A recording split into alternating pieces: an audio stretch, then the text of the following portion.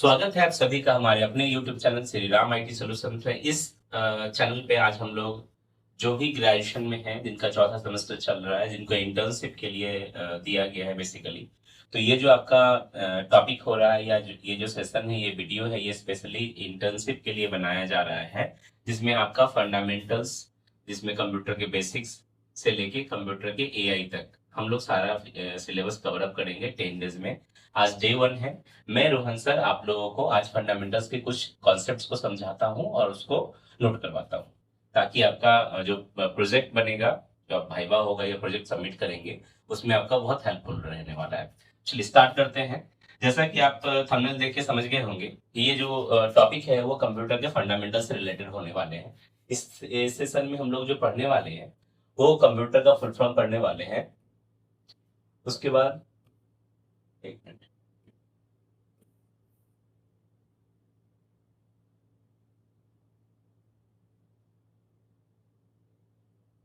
हाँ जी, कंप्यूटर के full form पढ़ने वाले हैं हम लोग। उसके फिर चार्ल्स बेबेज का क्या योगदान रहा, वो चीज को हम लोग पढ़ने वाले हैं। उसके बाद लेडी ऑगस्टा अडा लवलेस जो थी, फर्स्ट प्रोग्रामर कैसे बनी और वो कौन थी, उसके बारे में हम लोग इसमें पढ़ेंगे। फिर कंप्यूटर के जितने भी जनरेशन्स अभी तक हुए हैं, उपयोग में आ रहे हैं, सारे जनरेशन को हम लोग बहुत बखूबी देखेंगे और उसके बारे में थोड़ा सा अध्ययन करेंगे। फिर कंप्यूटर को कैसे बांटा गया है इनपुट लेने के आधार पे, और जो उसका सेव साइज कैपेसिटी होता है उसके अनुसार कितने वर्गों में बांटा गया है, उस चीज के बारे में हम लोग अध्ययन करने वाले हैं। फिर कंप्यूटर के हार्डवेयर के जो कंपोनेंट्स होते हैं, जैसा कि आपका इनपुट प्रोसेस एंड आउटपुट जो होता है, इसके बारे में हम लोग कुछ डिस्कस करने वाले हैं। फिर मेमोरी और उसके स्टोरेज यूनिट के बारे में हम लोग डिस्कस करेंगे। तो ये सब चीजें जो है हमारा इसके अंदर देखने को मिलेगा।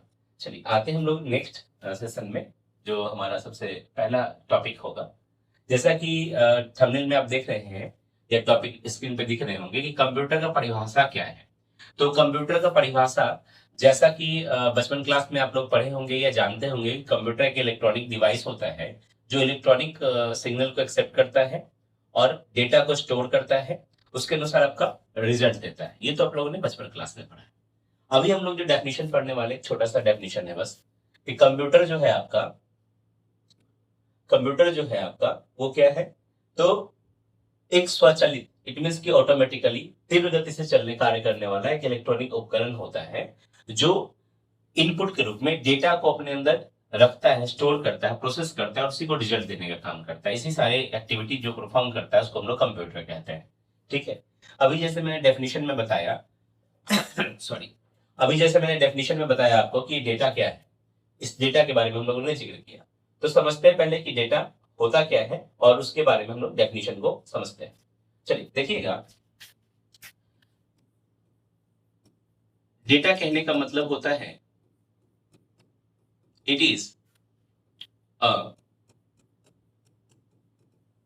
Collection of raw facts and figure. It means कि जो भी अपूर्ण जानकारी होता है उसको हम लोग डेटा कहते हैं। इट मीन्स कि अपूर्ण जानकारी के संग्रह को हम लोग डेटा कहेंगे और उस डेटा को हम लोग कंप्यूटर में फीड करते हैं और उसके अनुसार हमारा प्रोसेस होकर रिजल्ट निकल के आता है, उसको हम लोग कहते हैं आउटपुट। ठीक है। तो अगर कंप्यूटर से अगर हमको कोई भी चीज डेटा चाहिए और उसमें अगर जब तक हम लोग इनपुट नहीं फीड करेंगे तब तक हमको कोई भी आउटपुट रिजल्ट नहीं आने वाला है। तो उसमें जो हम लोग डालते हैं वो रॉ डेटा डालते हैं, जिसको मैंने यह डेफिनेशन में डिफाइन कर दिया है। ठीक है। अब इसके जस्ट नीचे जो एक टॉपिक देख रहे होंगे आप कि ये कैसे काम करता है, तो ये गीगो पे काम करता है। गीगो क्या होता है? Garbage in and garbage out. Computer के टर्म में गार्बेज का मतलब होता है wrong input. If a user put the wrong information to the computer, it means कि गार्बेज इन हो चुका है। जब हमने गलत इन्फॉर्मेशन कंप्यूटर को देंगे तो प्रोसेस भी गलत ही करेगा और आउटपुट भी क्या होगा? गलत ही आएगा। यही आपका गीगो होता है, garbage in and garbage out. Clear है? चलिए आगे हम लोग थोड़ा सा देखते हैं। उसके बाद ये जो आपका टॉपिक देख रहे हैं, ये क्या है? कंप्यूटर का फुल फॉर्म है। तो कंप्यूटर का फुल फॉर्म जो हम लोग देखते हैं वो क्या है कि commonly operated machine particularly use for technical या trade education and research. It means कि अगर आपको डेफिनेशन कंप्यूटर का नहीं याद है, जनरली आप नहीं बता पा रहे हैं कि कंप्यूटर एक इलेक्ट्रॉनिक डिवाइस है, नहीं बता पा रहे हैं, तो आप इसका फुल फॉर्म भी जनरली आप याद करके रखेंगे, तो इससे भी आपका इसका डेफिनेशन निकल के चला है। जैसे आप डेफिनेशन पूछता है तो आप उसको ऐसे बोल सकते हैं कि commonly operated machine particularly use for trade या technical education and research is known as computer. एक बात मैं बता दूं फिर से कि कोई भी चीज का एब्रिविएशन नहीं होता है। एब्रिविएशन इट मींस की फुल फॉर्म जो है नहीं होता है, वो हम लोग अपने सुविधा अनुसार रखते हैं ताकि सारी चीजें सरल तरीके से हो सके। क्लियर है? तो ये कंप्यूटर का फुल फॉर्म है, ये आप लोग नोट कर लीजिए। फिर नेक्स्ट देखेंगे कि कंप्यूटर का विशेषता क्या है और कंप्यूटर का उपयोग क्यों करते हैं। तो ये बात ध्यान रखिएगा कि प्रत्येक चीज में दो चीजें होंगी, एक अच्छी बातें होंगी, एक बुरी बातें होंगी। तो अच्छाई अगर ज्यादा है तो बुरी चीजें हम लोग इग्नोर कर देते हैं और अच्छाई चीज को गेन करते हैं। इट मीन्स कि वैसा ही कंप्यूटर की विशेषता की बात करेंगे तो कंप्यूटर जो है बहुत तेज गति से काम करता है। कंपेरिजन किससे किया जा रहा है? ह्यूमन बीइंग से। मतलब एक मानव की अपेक्षा मशीन जो है बहुत तेज गति से काम करता है और पलक झपकते ही लाखों गणनाएं करके रख देता है। अगर बात करेंगे एक्यूरेसी की तो कंप्यूटर से मिलने वाला रिजल्ट 100% प्योरिटी के साथ मिलता है, इफ उसके अंदर कोई टेक्निकल इश्यू ना हो तो। उसके बाद बात करेंगे स्टोरेज की, तो इसके अंदर स्टोर की कैपेसिटी बहुत ज्यादा होती है। जैसे अगर आपको फिजिकल रूप से 10 लाख फाइल बनाने के लिए बोला जाए या 1 लाख फाइल बनाने के लिए बोला जाए तो फाइल तो क्रिएट करोगे, क्रिएट करने से पहले आप ये सोचोगे उसको रखेंगे कहाँ, उसको कैरी कैसे करेंगे, बहुत टफ है। बट आप देखते हो कि आपके पास वो पाम टॉप कंप्यूटर जो है, मोबाइल आप लोग जो लेके चल रहे होते हैं, उसमें बहुत सारे फोटोग्राफ्स आप रखे रहते हैं, सॉफ्ट कॉपी में पड़ा हुआ रहता है। लेकिन वही सारे सॉफ्ट कॉपी अगर प्रिंट करके आपको दे दिया जाए तो आप कैरी नहीं कर पाएंगे। इट मीन्स कि वो आपका कंप्यूटर जो है वो क्या कर रहा है, लार्ज स्टोरेज स्पेस है उसके अंदर, है ना, वो क्या कर रहा है, डेटा को स्टोर करके रखता है। उसके बाद अगर बात करेंगे डिलीजेंस की, तो डिलीजेंस का मतलब होता है नेवर टायर्ड। इट मीन्स की मशीन कभी थकता नहीं है। आप देखें मशीन कभी काम चलते चलते बोले कि अरे मुझे मत चलाओ, अब मैं बहुत थक गया हूं, तो ऐसा कुछ नहीं होता। मशीन कभी ऐसा बोलेगा नहीं, है ना। उसमें कोई डिफेक्टेड आ जाएगा तो वो बंद हो जाएगा, वो अलग चीज है। लेकिन वो क्या होगा, उसके अंदर जो है कभी थकने की अथक होता है, मशीन कभी क्या होता है, अथक होता है। उसके बाद इसके बाद देखेंगे तो इसका उपयोग जो है बेसिकली स्पीड की बात करेंगे, नेवर टायर्ड हो गया। ये ऑलराउंडर होता है, यानी वर्सटाइल होता है। क्या होता है? ऑलराउंडर भी होता है। ये ऑलराउंडर कहने का मतलब क्या हो गया, ये कंप्यूटर जो हमारा है वो हर जगह उपयोग में लाया जाता है। इट मीन्स कि स्कूल में, बैंक में, रेलवे स्टेशन में, एयरपोर्ट पे, है ना, साइंटिस्ट सारे लोग कंप्यूटर का उपयोग करते हैं। इट मीन्स कि ये ऑलराउंडर है, सारी सारी चीजों को कर सकता है, वर्सटाइल बोलते हैं। अब इसकी जब अच्छाई है तो इसकी कुछ बुराई भी है। बुराई ये है कि इसका ना खुद का कोई ब्रेन नहीं होता है ना। ये यूजर के मतलब थिंक पे डिपेंड करता है। इट मीन्स कि इसका आईक्यू लेवल बिल्कुल 0 होता है। ये कुछ थिंक नहीं करता है। जैसे अगर आप सपोज करो कि सुबह से शाम तक आप एक्सेल किए हो या पावर पॉइंट में पीपीटी बनाए हो, एक दूसरा पर्सन वहां आके बैठा है और वो भी सोच रहा है कि मैं कुछ करूं, तो उसमें क्या है, पॉसिबिलिटी नहीं है कि कंप्यूटर उसको बोलेगा कि भाई अभी ऐसा हुआ है तुम भी करो, नहीं, कभी भी नहीं। और कंप्यूटर अपने एक्सपीरियंस से कोई चीज सीखता नहीं। जैसे ह्यूमन बीइंग के साथ क्या है कि जैसे जैसे एक्सपीरियंस होता है वैसे वैसे कुछ सीखने को मिलता है उसको, बट कंप्यूटर जो है अपने एक्सपीरियंस से कोई भी चीजें सीखता नहीं। चलिए नेक्स्ट की तरफ बढ़ेंगे। अब कंप्यूटर के इतिहास के को देखेंगे हम लोग थोड़ा सा ब्रीफ में। एबेकस जो है एक मशीन था, कैलकुलेटिंग मशीन। ये इस तरह का था वुडन फ्रेम में, जिसमें बीड्स लगे हुए होते थे। इसका खोज जो है 3000 बीसी में किया गया था, है ना, चाइना के द्वारा, चीन के द्वारा, और ली काई चेन ने इसका खोज किया था। तो जैसा कि आप देख पा रहे होंगे ये जो बॉक्स है इसमें कैलकुलेटिंग, आज के समय में भी सीबीएसई स्कूल वगैरह में या गवर्नमेंट स्कूल में भी ये एबेकस का क्लास कराया जाता है, जिसमें बच्चे लोग कैलकुलेशन करना सीखते हैं। और ये उस समय का कैलकुलेटर है और इसका उपयोग आज के समय में बच्चे लोग करते हैं अपना मैथमेटिकल कैलकुलेशन को इम्प्रूव करने के लिए। चलिए उसके बाद नाइपर बोन ने, है ना, के गणितज्ञ जो थे, गुना भाग करने के लिए एक नाइपरबोन नामक, जॉन नाइपर ने नाइपरबोन नामक एक यंत्र का आविष्कार किया। उसी को मॉडिफिकेशन करके बाद में पास्कल लाइन बनाया गया, है ना। वो 1642 की बात है। किसने बनाया था? ब्लेज पास्कल ने बनाया था बेसिकली। और वो पहला मैकेनिकल कैलकुलेटर था जो कि जोड़ घटा गुना भाग करने का काम करता था। चलिए थोड़ा सा आगे बढ़ते हैं हम लोग और समझते हैं कंप्यूटर के फादर कौन है ना। तो जो पहले के कंप्यूटर के फादर जिसको कहा जाता है, क्यों कहा जाता है बेसिकली, तो चार्ल्स बेबेज ने दो आविष्कार किया था, एक डिफरेंस इंजन बनाया था और एक एनालिटिकल इंजन बनाया था, जो कि आज के कंप्यूटर का आधार बना, जिस कारण से उनको फादर ऑफ कंप्यूटर की उपाधि दी गई। अभी अगर मॉडर्न एज की बात करेंगे तो मॉडर्न आधुनिक युग के कंप्यूटर के जनक जो है वो एलन ट्यूरिंग है।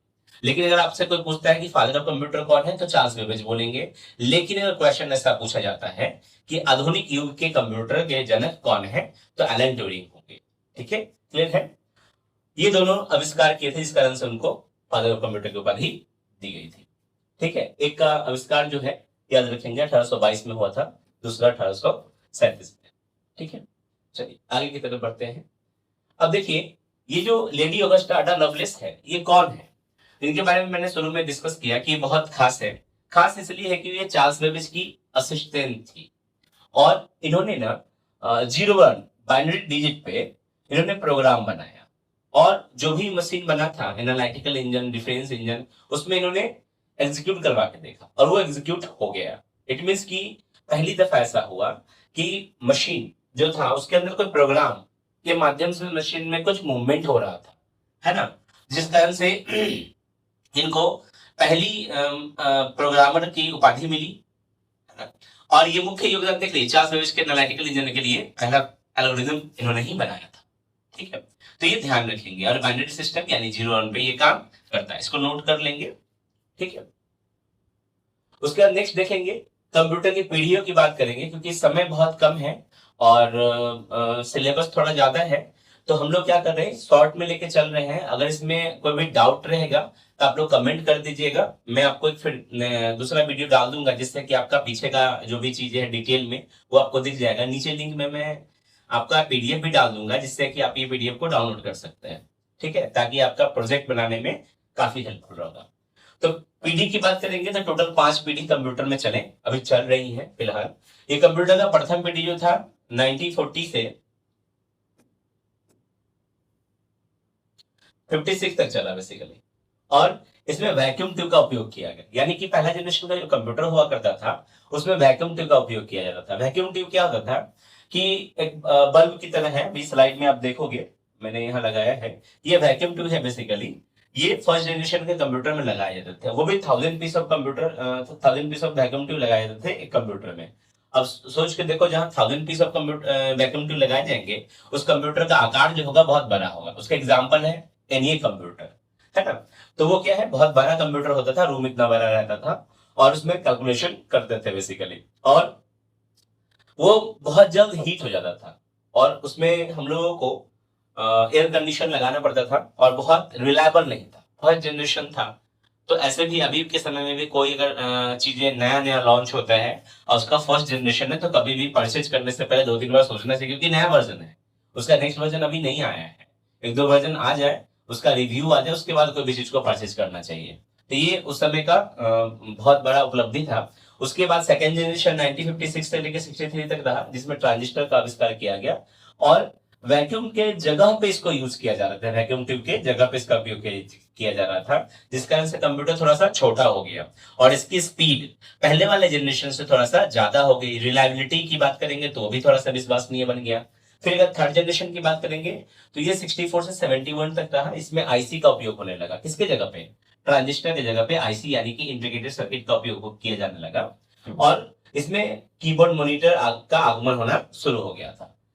71 से अभी जो चल रहा है ये माइक्रो प्रोसेसर VLSI के थ्रू चल रहा है। आज के समय में इसका उपयोग करते हैं हम लोग जनरली, और पर्सनल कंप्यूटर पीसी इसका बेस्ट एग्जांपल है। अगर अभी की बात करें करंट सिचुएशन की, तो प्रेजेंट एंड फ्यूचर में अभी AI और ULSI का उपयोग किया जा रहा है, जिसमें मशीन आपकी तरह सोच रहे हैं। जिसका एग्जाम्पल आप चैट जीपीटी देख रहे हैं, चैट जीपीटी हो गया या आपका जिमनाई हो गया, आप उसको कुछ प्रॉम्प्ट लिख के देते हैं तो वो समझता है, सोचता है और उसके अनुसार वो एनालिसिस करके रिजल्ट देता है। इट मींस कि क्या हो गया, आप जो कोड दे रहे हो उसको सर्च करता है, एनालाइज करता है, देन आफ्टर उसके अकॉर्डिंग कोड करके आपको देता है। तो ये सारा आपका 5th जनरेशन की बात होती है। चलिए आगे बढ़ते हैं। जैसा कि अभी हमने समझाया इसका एनईए के बारे में, पहला कंप्यूटर था बेसिकली इलेक्ट्रिक कंप्यूटर था, उसका यूनिवैक भी था। ये सारा का सारा आपका फर्स्ट जनरेशन का कंप्यूटर है ना। सेकेंड जनरेशन में फोर्ट्रन असेंबली लैंग्वेज वगैरह का उपयोग किया जाने लगा। इसका उदाहरण है IBM 1401, है ना, CDC 1604, ये सारा आपका कंप्यूटर है, सेकंड जनरेशन का कंप्यूटर है, जिसमें लैंग्वेजेस भी यूज होना शुरू हो गया था। थर्ड जनरेशन की बात करेंगे तो ये आईसी का, इंटीग्रेटेड सर्किट का उपयोग किया जाता था, जो बेसिकली सिलिकॉन का बना हुआ चिप होता था, उसके अंदर ये यूज किया जा रहा था। और इसका आविष्कार भी व्यापक रूप में किया जाने लगा, और इसका एग्जांपल है आपका IBM 360 सीरीज का जो था वो। उसके बाद नेक्स्ट आगे देखेंगे तो VLSI का मतलब होता है वेरी लार्ज स्केल इंटीग्रेशन। ये उपयोग किया जाने लगा आपका चौथी पीढ़ी में, है ना। और इसका गति जो था अन्य कंप्यूटर के मुकाबले बहुत ज्यादा तेज था, और इंटेल 4004 पहला कमर्शियल माइक्रो प्रोसेसर था जो बेसिकली चला। उसके बाद एप्पल वगैरह आधुनिक डेस्कटॉप में लाया। फिर नेक्स्ट अगर देखेंगे हम लोग जो अभी चल रहा है करंट में, ULSI ultra large scale integration है ये, जो AI है, बेसिकली क्या है, आर्टिफिशियल इंटेलिजेंस है। उसके अकॉर्डिंग ये काम करता है, जो कि बेसिकली मानव की जो भी भाषा है उसको समझने में सक्षम है। जैसे आप एलेक्सा का एग्जांपल देख लीजिए। एलेक्सा को हम गाना बोलते हैं बजाने के लिए, सैड सॉन्ग, वो सैड सॉन्ग बजाता है। अगर रोमांटिक सॉन्ग बोलते हैं तो रोमांटिक सॉन्ग बजाने लगता है। तो इट मीन्स कि क्या हमारी बातों को समझ रहा है ना। तो ये सारी चीजें इसके अंदर रहता है। सुपर कंप्यूटर है, क्लाउड कंप्यूटिंग है, रोबोटिंग है, ये सारा क्वांटम है, ये सब आपका 5वां जनरेशन का है। चलिए आगे की तरफ देखेंगे। अब कंप्यूटर उस प्रकार है और किस आधार पे है वो देखते हैं हम लोग, ठीक है। तो कंप्यूटर का प्रकार की बात करेंगे तो कंप्यूटर का जो मुख्य रूप से 3 वर्गों में बांटा गया है। पहला है आपका अनुप्रयोग के अनुसार। अनुप्रयोग कहने का मतलब इनपुट लेने के आधार पे, इनपुट लेने के आधार पे कंप्यूटर को 3 भागों में बांटा गया है। पहला है आपका एनालॉग, दूसरा है आपका डिजिटल, और चौथा है आपका हाइब्रिड। देखिए तीनों को समझना है आपको, एनालॉग, डिजिटल और हाइब्रिड को। तो एनालॉग वैसा कंप्यूटर होता है जो इनपुट के रूप में सिग्नल को एक्सेप्ट करके रिजल्ट देने का काम करता है, उसको क्या कहते हैं हम लोग, एनालॉग कंप्यूटर कहते हैं। इसका एग्जांपल आपका थर्मामीटर हो गया, स्पीडोमीटर हो गया।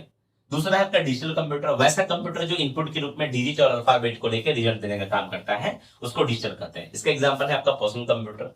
हाइब्रिड कंप्यूटर क्या होता है कि जिसमें आपका दोनों गुणों, इट मीन्स की वो टेम्परेचर जैसे चीजों का भी मेजरमेंट करे, इट मीन्स के सिग्नल को एक्सेप्ट करके भी रिजल्ट देगा, और डिजिट अल्फाबेट को भी लेकर रिजल्ट देने का काम करता है, उसको बोलते हैं हम लोग हाइब्रिड कंप्यूटर। इसका एग्जांपल है आपका ICU में पड़ा हुआ कंप्यूटर, है ना, ICU यानी कि इंटेंसिव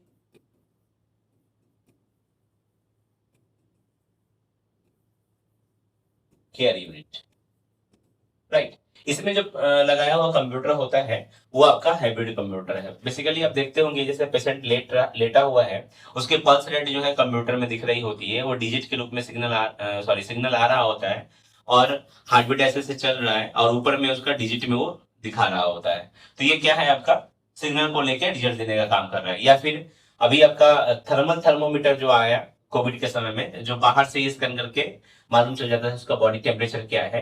तो देखिए वो बॉडी के हीट को बाहर से ही एनालाइज कर रहा है, इट मींस कि वो वेव को कैच कर रहा है और डिजिटली रूप से दिखा रहा था। वो सब एग्जांपल आपका किसका होगा, हाइब्रिड कंप्यूटर का होगा। क्लियर है। चलिए आगे थोड़ा सा बढ़ते हैं हम लोग। ये डेफिनेशन है जो अभी हमने समझाया, एग्जांपल है स्पीडोमीटर का, थर्मोमीटर का, है ना। और ये बेसिकली डिजिटल कंप्यूटर 0-1 पर काम करने का काम करता है, जो डेस्कटॉप लैपटॉप वगैरह हो गया। एनालॉग कंप्यूटर जो दोनों को मिला देंगे, ECG मशीन वगैरह में होता है, पेट्रोल पंप वगैरह में या फिर हॉस्पिटल वगैरह में किया जाता है। चलिए अब हम लोग समझते हैं कि कंप्यूटर को और कितने वर्गों में बांटा गया है। तो बेसिकली यूजेस के अनुसार, मतलब जो उपयोग करते हैं उसके अनुसार कंप्यूटर की बात करेंगे। तो ये आपका कंप्यूटर का, इसको थोड़ा नोट कर लीजिए आप लोग, फिर मैं आपको थोड़ा समझाता हूं, इसको नोट करेंगे, है ना।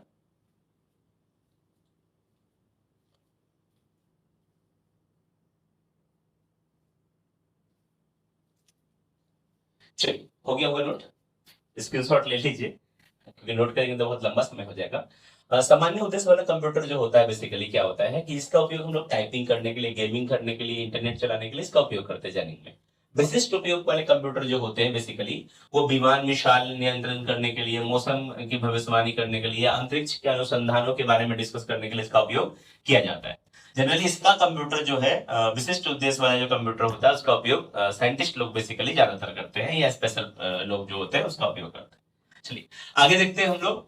तो कंप्यूटर को आकार और आधार के अनुसार जो बांटा गया है बेसिकली 4 वर्गों में बांटा गया है। पहला आपका माइक्रो है, दूसरा आपका मिनी है, उसके अगर बात करेंगे नेक्स्ट में तो मेन फ्रेम है और सुपर कंप्यूटर है।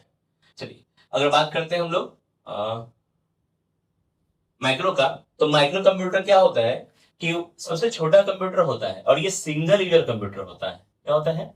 Single user. सिंगल यूजर कहने का मतलब क्या हो गया, उसको नेटवर्किंग वाला कंप्यूटर हम लोग नहीं बना सकते हैं और इसका उपयोग बेसिकली पर्सनली यूज किया जाता है माइक्रो कंप्यूटर का। बट मिनी कंप्यूटर जो है ऐसा है नहीं है, वो बहुत शक्तिशाली होता है, बहुत पावरफुल होता है और तेज भी चलता है और इसकी मेमोरी भी बहुत ज्यादा होती है और इसमें एक साथ कई सारे यूजर काम कर सकते हैं। इट मींस कि इसमें मल्टी यूजर होते हैं। मल्टी यूजर और सिंगल यूजर आप समझ पा रहे नहीं होंगे, समझ लीजिए। सिंगल यूजर कहने का मतलब क्या हो गया कि एक समय में एक ही व्यक्ति काम करेगा उस पर। तो आपके दिमाग में ये बात आएगा, बिल्कुल सही बात है सर, एक समय में एक कंप्यूटर पे तो एक ही आदमी बैठेगा काम करेगा, 2 आदमी तो होगा नहीं, तो उसको सिंगल यूजर ही कहेंगे। मल्टी यूजर सर कैसा होता है? तो मल्टी यूजर में क्या रहता है कि आपका ये सीपीयू है और उससे ना बहुत सारे कंप्यूटर को जोड़ दिए जाते हैं, ठीक है, जिसको बेसिकली एन कंप्यूटिंग वगैरह कहते हैं। ये मॉनिटर जोड़ दिए गए, इस सब पे आदमी बैठा हुआ रहेगा अलग अलग, लेकिन सबका जो सेंट्रलाइज एक सीपीयू होगा, ठीक है, और सारा काम स्टोर इसी के अंदर होगा। इट मीन कि कोई भी व्यक्ति इसमें करेगा वर्क तो आपका स्टोर यही होगा। तो ये जो पावरफुल कंप्यूटर होता है आपका मिनी कंप्यूटर के अंतर्गत रहता है। चलिए आगे की तरफ देखते हैं हम लोग। आगे आपका मेन फ्रेम कंप्यूटर, ये भी अत्यंत शक्तिशाली कंप्यूटर होता है, बड़ी स्टोरेज होती है इसके अंदर और ये बैंक में, रेलवे टिकट बुकिंग करने में, जैसे अभी आप जाएंगे टिकट बुक करने के लिए तो एक एटीएम जैसा मशीन कंप्यूटर लगाया रहता है जिसमें हम लोग ट्रेन का जो डिस्टेंस होता है उसका जो स्टेशन का नाम है उसको हम लोग डालते हैं और फिर उसके अनुसार हम लोग टिकट काटते हैं। तो वो आपका मेन फ्रेम कंप्यूटर होता है। या फिर आप बैंक में जाते हैं तो पासबुक प्रिंट करते हैं खुद से, किसी कर्मचारी को नहीं बोलते हैं, आप खुद से प्रिंट करते हैं, वो सारा का सारा आपका मेन फ्रेम कंप्यूटर रहता है, ठीक है। उसके बाद अगर बात करेंगे आपका सुपर कंप्यूटर का, सुपर कंप्यूटर ये दुनिया का सबसे शक्तिशाली और तेज कंप्यूटर होता है, लेकिन ये बहुत कॉस्टली होता है, हर कोई इसको अफोर्ड नहीं कर सकता है। अगर इसको कोई हर कोई अफोर्ड कर रहा होता तो ये बाजार में मिल रहा होता है ना, ये इसको हर कोई अफोर्ड नहीं कर सकता है। और अगर बात करेंगे भारत के सबसे पहले सुपर कंप्यूटर का बात करेंगे तो वो है परम, जो कि 1998 में बनाया गया था, है ना। कब बनाया गया था? 1998 में बनाया गया था। चलिए आगे की तरफ बढ़ते हैं हम लोग। और हम लोग कंप्यूटर के जितने भी अगर हार्डवेयर की बात करेंगे, है ना, कंप्यूटर के हार्डवेयर और सॉफ्टवेयर की बात करते हैं तो हार्डवेयर क्या होता है कंप्यूटर का? हार्डवेयर क्या होता है? कंप्यूटर के वैसे कंपोनेंट, फिजिकल कंपोनेंट जिसको हम लोग छू सकते हैं, देख सकते हैं, जिसका कुछ अस्तित्व होता है, वो सारे पार्ट्स कंप्यूटर के क्या कहलाएंगे? हार्डवेयर कहलाएंगे, जैसा कि आपको मैंने ये इसमें लिखा है। लेकिन सॉफ्टवेयर क्या होता है? सॉफ्टवेयर इज द प्रोग्राम और कलेक्शन ऑफ प्रोग्राम, है ना। सॉफ्टवेयर क्या होता है? एक प्रोग्राम होता है, बहुत सारे प्रोग्रामों का संग्रह होता है, उसको हम लोग क्या कहते हैं? सॉफ्टवेयर कहते हैं। क्लियर है? चलिए अब इसको क्या कहता है कि इनपुट डिवाइस का हो गया, प्रोसेसिंग डिवाइस सीपीयू हो गया, आउटपुट डिवाइसेस हो गया, स्टोरेज डिवाइस हो गया, सब एग्जांपल है आपका हार्डवेयर का, ठीक है, सब एग्जांपल है हार्डवेयर का। अब बात करेंगे कीबोर्ड की, तो कीबोर्ड क्या है? ये प्राथमिक और सबसे लोकप्रिय इनपुट डिवाइस होता है कीबोर्ड, है ना। और कीबोर्ड की अगर बात करते हैं तो कीबोर्ड का जो आविष्कारक है उनका नाम है क्रिस्टोफर लैथम सोल्स। क्या नाम है? Christopher Latham Sholes. उन्होंने कीबोर्ड बनाया था बेसिकली। और अभी जो कीबोर्ड की बात करेंगे तो कंपनी के ऊपर डिपेंड करता है कि इसमें कितना कीज है। इसमें जनरली कीज जो होती है 104 रहती है कीज, बट अलग अलग कंपनी का जो कीबोर्ड होगा उसमें अलग अलग डिफरेंट रहता है। और एक और चीज ध्यान रखेंगे कि कीबोर्ड जो है बेसिकली 2 प्रकार के होते हैं। कितने प्रकार के होते हैं? 2 प्रकार के होते हैं। एक होता है आपका मल्टीमीडिया कीबोर्ड, दूसरा होता है स्टैंडर्ड, ठीक है। तो स्टैंडर्ड से ज्यादा कीज जो होंगे वो आपका मल्टीमीडिया में रहेंगे, जबकि स्टैंडर्ड नॉर्मल होता है कीबोर्ड, ठीक है। तो ये ध्यान रखेंगे, ठीक है। और उसमें फंक्शन की वगैरह F1 से लेके F12 तक की होते हैं, कॉम्बिनेशन की होता है, टॉगल की होता है। कीबोर्ड का सबसे बड़ा बटन का नाम है स्पेस बार, है ना। सबसे छोटा जो बटन होता है फंक्शन उससे ज्यादा काम करता होता है टैब बार। जैसे स्पेस बार को अगर हम लोग प्रेस करते हैं तो कर्सर जो होगा 1 स्टेप आगे जाएगा, जबकि टैब की को प्रेस करेंगे तो बाय डिफॉल्ट 5 स्टेप आगे की तरफ जाएगा। इट मींस कि कीबोर्ड में स्पेस बार सबसे बड़ा बटन होता है, उसको प्रेस करने में कर्सर एक बार जा रहा होता है। बट क्या होता है, टैब की छोटा है बट उसको प्रेस करेंगे तो कर्सर क्या होगा, 5 स्टेप आगे की तरफ जाएगा। चलिए थोड़ा सा आगे बढ़ते हैं हम लोग और देखते हैं इसमें माउस के बारे में। माउस क्या है बेसिकली, माउस का शेप इस तरह का रहता है, ठीक है। और जब हम लोग माउस को मूव करते हैं ना तो स्क्रीन पे जो है इस तरह का पॉइंटर घूमता है, उसको बेसिकली माउस पॉइंटर कहते हैं। क्या कहते हैं, माउस पॉइंटर कहते हैं, ठीक है। इसमें बटन की संख्या कहेंगे तो ये लेफ्ट, ये राइट और बीच का स्क्रॉल होता है, ठीक है। ये ध्यान रखेंगे।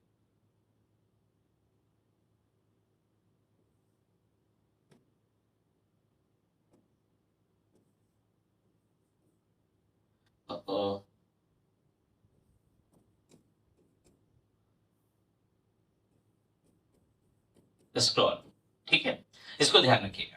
तो ये जो हमारा बटन से रहता है ये आपका, और एक मिनट ध्यान देखेंगे, स्क्रॉल, ठीक है। तो ये 3 बटन रहते हैं माउस में बेसिकली। और माउस के और जनक की बात करेंगे तो डॉक्टर डॉगलस बेसिकली माउस का आविष्कार किया था उन्होंने। और ये ध्यान रखेंगे, माउस का अगर टाइप की बात करेंगे तो मैकेनिकल और ऑप्टिकल 2 ही माउस होते हैं। और ऑप्टिकल का प्रकार में आता है आपका वायरलेस माउस, जो आज के समय में प्रचलन में बहुत ज्यादा चलता है। तो इस चीज को ध्यान रखेंगे। वायरलेस क्या होता है, जिसमें ब्लूटूथ के माध्यम से डिवाइस कनेक्टेड रहता है और उसका उपयोग करते हैं। आगे की तरफ बढ़ेंगे हम लोग तो इनपुट डिवाइस में स्कैनर होता है। स्कैनर क्या होता है, तो स्कैनर क्या करता है, हार्ड कॉपी को सॉफ्ट कॉपी में कन्वर्ट करने का काम करता है। इट मींस कि आज के समय में हम लोग तो फोटो खींचते हैं और वो हार्ड कॉपी से सॉफ्ट कॉपी में चला गया।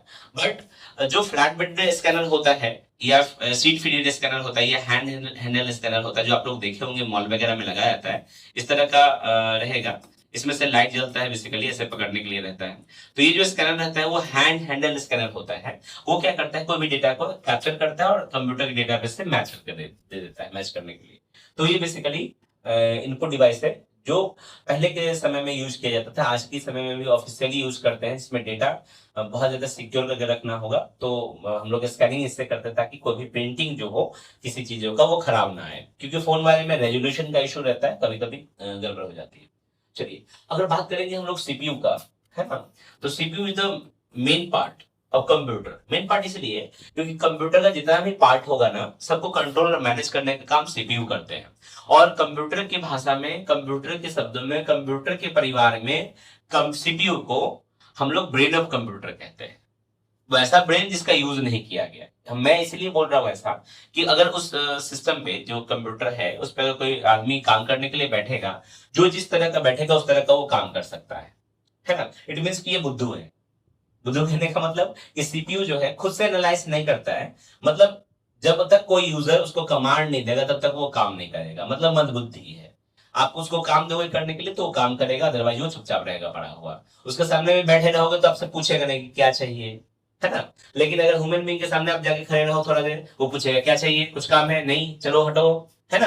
बट सीपीयू कंप्यूटर आपको कभी भी इस तरह की बातें नहीं कहेगा। तो इसके कुछ पार्ट होते हैं, बेसिकली 3 तरह के इसमें भाग होता है। सबसे पहला जो होगा आपका सीयू होता है, इसको कंट्रोल यूनिट कहते हैं। मतलब इसके अंदर जितने भी पेरिफेरल अटैच होते हैं सबको कंट्रोल करने का काम तो यही करता है। उसका अगर बात करेंगे तो एमयू होता है, जिसको कहीं कहीं पे रजिस्टर भी बोला जाता है, मेमोरी यूनिट। इसके अंतर्गत आपके 2 तरह के बात होते हैं, एक होता है आपका प्राइमरी मेमोरी होता है और दूसरा आपका सेकेंडरी मेमोरी होता है। सेकेंडरी मेमोरी के अंतर्गत hard disk, pen drive, CD, DVD आते हैं, जबकि प्राइमरी के अंतर्गत आपका रैम, रोम और कैश,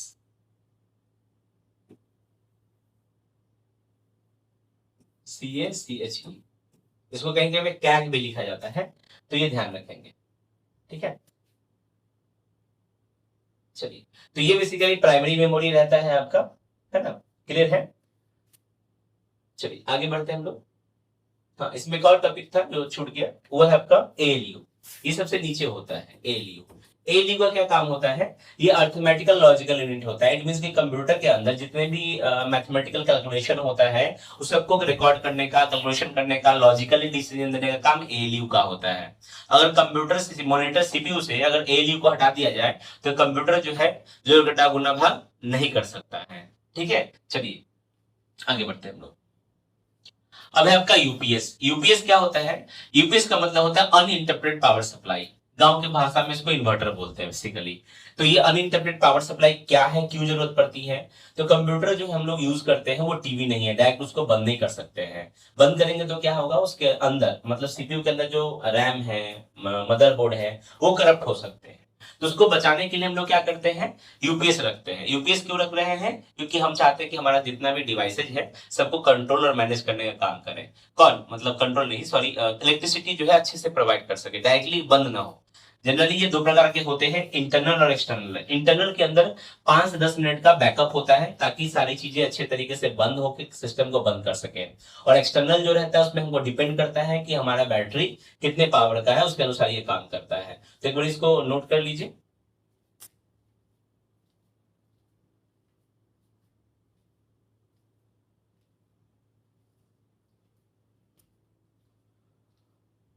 ओके,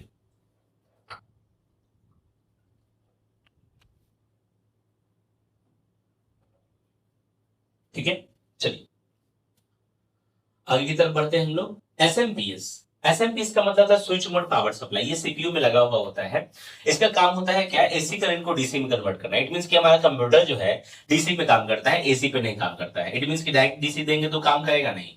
हम लोग कंप्यूटर में एसी करंट ही देते हैं, बट सीपीयू में एसएमपीएस लगा हुआ होता है, switch mode power supply, SMPS. वो क्या करता है, इसको कन्वर्ट करने का काम करता है। इट मींस कि एसी करंट को डीसी करंट में कन्वर्ट करता है ना, अल्टरनेटिव करंट में से, ताकि हमारा कंप्यूटर जो अच्छे तरीके से चल सके। चलिए आगे बढ़ते हैं हम लोग। मॉनिटर की बात करेंगे तो मॉनिटर क्या है, एक मोस्ट कॉमन आउटपुट डिवाइस है। इसके बिना हम लोग कंप्यूटर की कल्पना करें करना ही व्यर्थ होगा, क्योंकि अगर हम लोग कुछ टाइप करेंगे तो कहां दिखाई देगा, माउस मूव करेंगे तो कहीं तो दिखाई देना चाहिए ना। तो मॉनिटर जो है बेसिकली ये मोस्ट कॉमन आउटपुट डिवाइस है। बेसिकली इसको कहीं कहीं पे वीडीयू भी लिखा रहता है। वीडीयू का मतलब होता है विजुअल डिस्प्ले यूनिट। क्या होता है? विजुअल डिस्प्ले, विजुअलाइज करता है, दिखाता है हमको। ठीक है, अब मॉनिटर की अगर बात करेंगे तो मॉनिटर के कुछ प्रकार है। पहला आपका सीआरटी मॉनिटर। ये बहुत पहले जमाने में यूज किया जाता था। ये इलेक्ट्रिसिटी का बहुत ज्यादा कंजप्शन करता था। इट मींस की इलेक्ट्रिसिटी इसमें बहुत ज्यादा कंज्यूम होता था।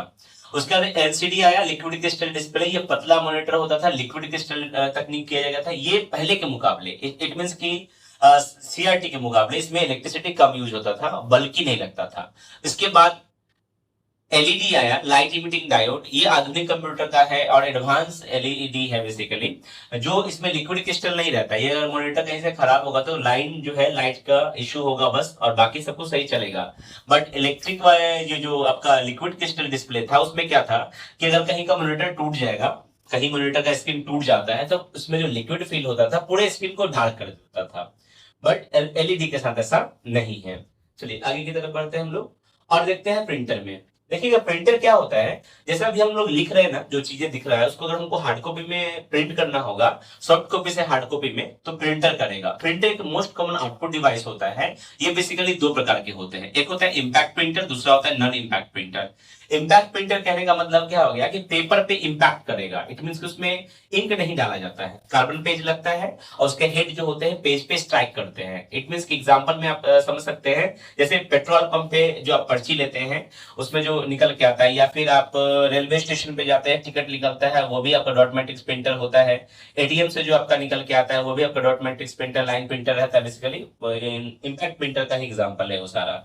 ठीक है, जिसमें क्या होता है बेसिकली कि आपका सारा का सारा पेपर जो होगा कार्बन कॉपी रहेगा, उसमें इंक नहीं फिल किया जाता है।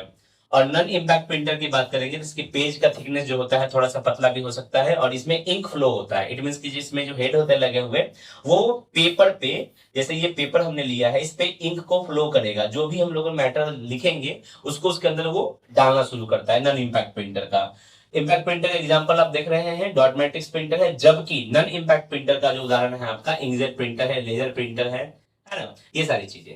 अब अगर स्पीकर की बात करेंगे, हेडफोन की बात करेंगे, हेडसेट की बात करेंगे, तो ये सारा का सारा आपका क्या है, आउटपुट डिवाइस है। जैसा कि अभी हम देख रहे हैं कि माइक से मैं बात कर रहा हूं, तो ये इनपुट हो गया, बट स्पीकर जो लगा हुआ होगा जिससे वो साउंड निकल रहा है, वो आपका क्या कहलाएगा, आउटपुट यूनिट कहलाएगा, सॉरी आउटपुट डिवाइस कहलाएगा ऑडियो के लिए। क्लियर है ना ये?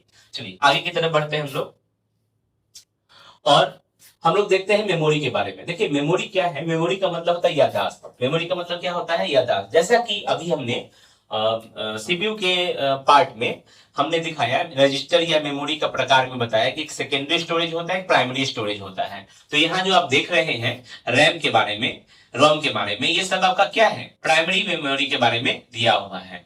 और कंप्यूटर का जो भी डेटा हम लोग स्टोर करके रखते हैं वो मेमोरी के अंदर ही स्टोर होता है।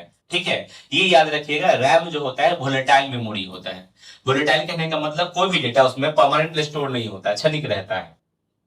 जैसे आप कोई काम कर रहे हो, कंप्यूटर ऑन है, आप टाइप कर रहे हो, और अचानक क्या हुआ, कंप्यूटर जो है आपका बंद हो गया, आपने सेव नहीं किया था। सेव करेंगे जैसे ही वो आपका चला जाएगा सेकेंडरी स्टोरेज में, यानी कि आपका हार्ड डिस्क में एसएसडी जो लगा है उसमें आपका स्टोर हो जाएगा।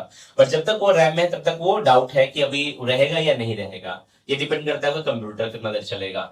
चलिए आगे बढ़ते हैं हम लोग, और हार्ड डिस्क को समझते हैं, HDD और SSD। SSD का मतलब होता है सॉलिड स्टेट ड्राइव, और HDD का मतलब होता है हार्ड डिस्क ड्राइव। याद रखेंगे, हार्ड डिस्क ड्राइव जो होता है पहले जमाना में यूज किया जाता था, वो स्पीड में स्लो होता है, जबकि SSD डायनेमिक होता है और वो स्पीड बहुत इसका फास्ट काम करता है। नो मूविंग पार्ट, इसके अंदर कोई मूविंग पार्ट नहीं रहता, जबकि इसमें मूविंग पार्ट होता है, जिस कारण से क्या होता है, वो थोड़ा सा सस्ता होता है, और उसमें स्टोर जो है कोई भी डेटा अगर उसे फेच करते निकालते हैं तो बहुत स्लो निकल के आता है। जबकि ये एसएसडी में ऐसा नहीं होता, बूटिंग में टाइम नहीं लगेगा, तुरंत बूट कर देगा सिस्टम को। तो ये सारी चीजें हैं दोनों में डिफरेंस। अगर फ्लॉपी डिस्क की बात करेंगे तो अब ये हिस्टोरिकल चीज बन गया है, ये आज के समय में अब इसका उपयोग नहीं किया जाता है, क्योंकि इसका क्षमता 1.44 MB होता है। कॉम्पैक्ट डिस्क भी आज के समय में उपयोग में नहीं लिया जाता है, इसका 700 MB इसका कैपेसिटी होता था स्टोर करने का, है ना। अगर बात करेंगे डीवीडी का, तो डीवीडी जो है आपका डिजिटल वर्सेटाइल डिस्क या डिजिटल वीडियो डिस्क बोलते हैं, इसकी जो क्षमता है 4.5 GB है। कितना है, 4.5 GB इसका स्टोरेज है बेसिकली। ठीक है, जबकि इसका कॉम्पैक्ट डिस्क का 700 MB इसका स्टोरेज कैपेसिटी होता है। चलिए आगे की तरफ बढ़ते हैं हम लोग। डीवीडी के बारे में हमने बोला 7 है ना, और 8.5 तक होता है बेसिकली। ठीक है, पेन ड्राइव को फ्लैश ड्राइव भी बोलते हैं, जिसका उपयोग इसका ये कहीं फ्लैश ड्राइव इसलिए बोलते हैं कि हम कहीं भी गए, इन किया, निकाले, चलते बने। ठीक है, तो ये जो फ्लैश ड्राइव है आपका वो पेन ड्राइव भी कहलाता है, और इसका जो क्षमता होती है आपका 128 GB, 256 GB, 512 GB इस तरह का रहता है। मेमोरी कार्ड भी हम लोग यूज करते हैं, जिसका बेसिकली स्मार्टफोन में, डिजिटल कैमरा में या टैबलेट वगैरह में इसका उपयोग किया जाता है। ये भी एक स्टोरेज डिवाइस है। ठीक है, अब इस वीडियो में हम लोग इतना ही देखेंगे, ये आपका फंडामेंटल का था। इसमें कोई डाउट रह गया है आप लोगों को तो आप कमेंट करेंगे या मुझे मैसेज करेंगे, कमेंट ही करेंगे या मैसेज करेंगे। व्हाट्सएप नंबर है आप लोगों को पास दिया हुआ है, सर ने शेयर किया था। आप उसके माध्यम से भी हमारे संस्थान को बता सकते हैं। कोई अगर डाउट है तो उस पर अनदर वीडियो मिलेगा। और हम लोगों का आज डे 1 कंप्लीट होता है। डे 2 में हम लोग जो कल है, कल के बारे में हम लोग सीखेंगे, कुछ सॉफ्टवेयर के बारे में सीखेंगे, जिसमें आपका MS Word, Excel, PowerPoint आएगा, उसका अलग अलग सेशन रहने वाला है। ठीक है, तो इस वीडियो के लिए, इस वीडियो में इतना ही। Thank you.